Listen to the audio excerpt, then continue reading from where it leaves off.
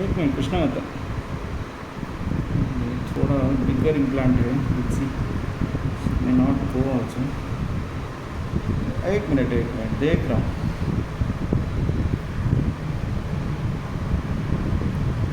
The driver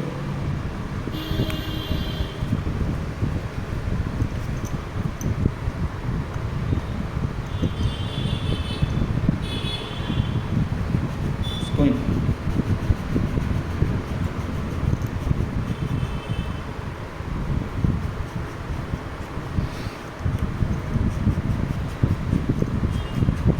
beautiful snow bulginess or otherwise perforations on the lingual aspect. You have to be careful because there will be anastomosis of lingual artery. If you're going to perforate the floor of the mouth, it may bleed. There may be ecchymosis or hematoma formation may occur. So brace your finger on both the sides, buccal as well as the lingual aspect, and do the osteotomy as well as your placement of the implant. So I'm getting good stability. I can see the tightness in my hand as well as with the driver. So this is the way it's going inside. Absolutely fine, absolutely fine.